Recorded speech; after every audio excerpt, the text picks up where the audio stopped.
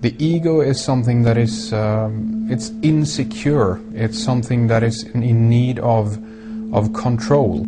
The ego actually is an inferior thing, but it's trying to act like it is something that is superior.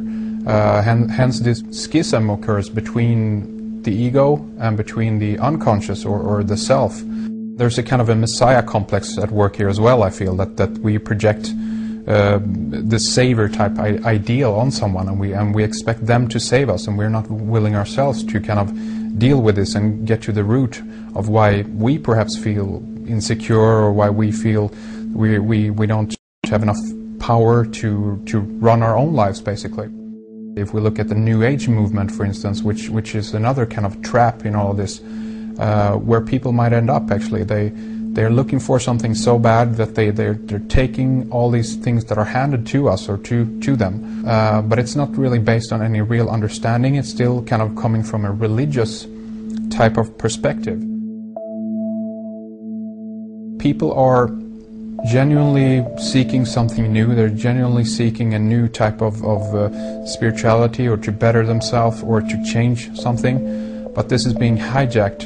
And what they actually do is that they lead you into another type of group mentality or New Age religion, whatever it is, and people still are not able to kind of really break free from that and follow their own journey or their own path, which I think is very important in all of this.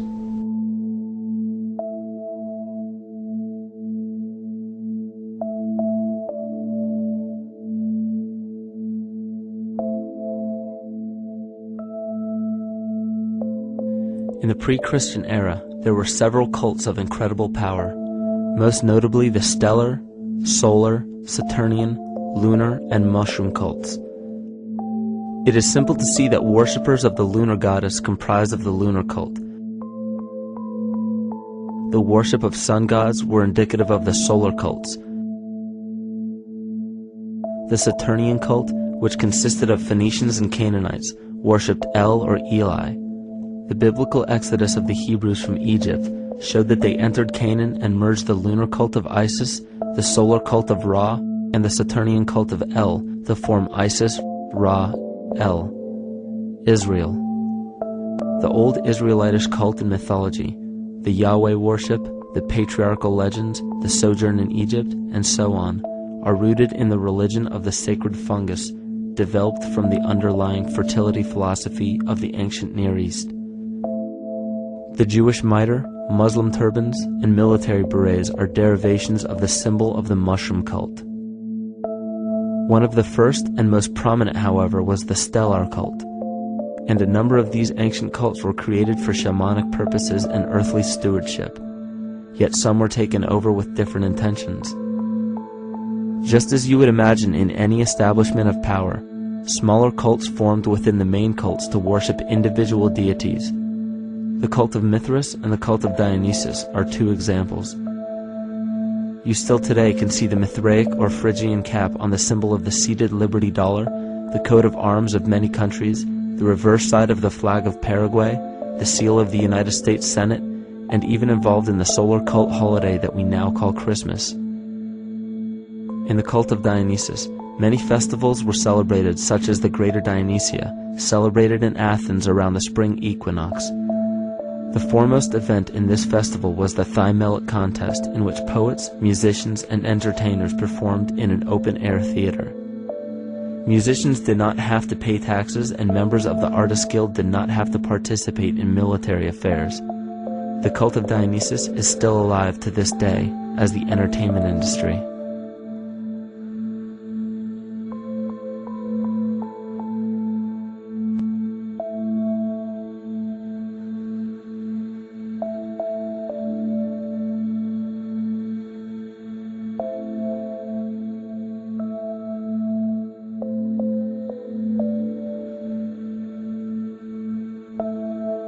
These cults still exist in many important positions of power throughout the entire civilized world.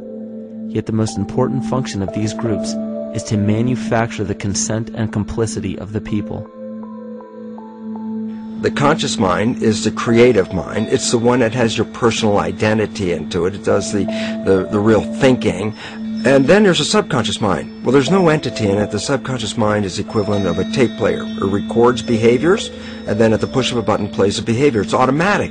It's a very convenient thing, because then we don't have to relearn all the time. Once you know it, you can make a pattern. The problem is that the basic patterns of belief and behavior that are programmed in the subconscious mind came from our teachers, primarily our parents, our family, and our community.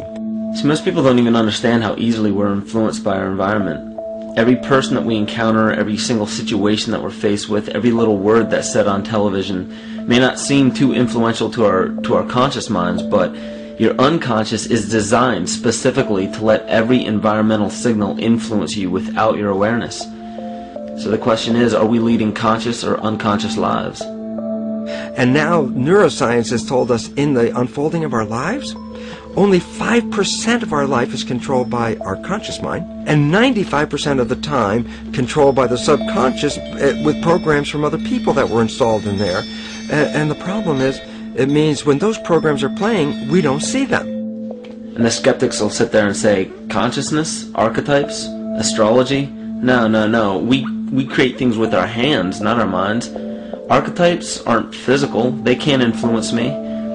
But when you think of the fact that we're only conscious of this small little fraction of our behavior, what we don't realize is that entire countries, entire civilizations that think they're free and independent, but are unconsciously too afraid to be free and independent, they will beg to be governed. And if they can't do it themselves, who do you think will consciously or unconsciously take that responsibility? It usually ends up being that strong, masculine, animus archetypal figure. When we think we're in danger, we're not looking for our mother to nurture us. We want our father to protect us. And right on cue with the age of fear, this age of catastrophe, the age of this parasite, we see masculine domination. And one of the primary conduits for giving our responsibility and our conscious energy away is money. We surely don't want to admit that our dependency on money is flawed, because that would imply that the fault is our own. And God forbid we take responsibility for our lives, so we blame the money. This is the cornerstone of the entire illusion being built around us by the false ego. Money is said to be the root of all evil, yet it cannot be evil because money is only a symbol. Symbols carry only the faith and spirit of the observer. This means that the symbol of paper money evokes and surfaces the evil intentions and inherent flaw of our false ego. Money only exists because we agree to accept it as valuable. And to further illustrate our incapacity for freedom, we've given the control of our faith-based money to a private corporation instead of the federal government. There is no law stating that we have to use Federal Reserve notes as currency. We choose to because we fear the alternative: independence.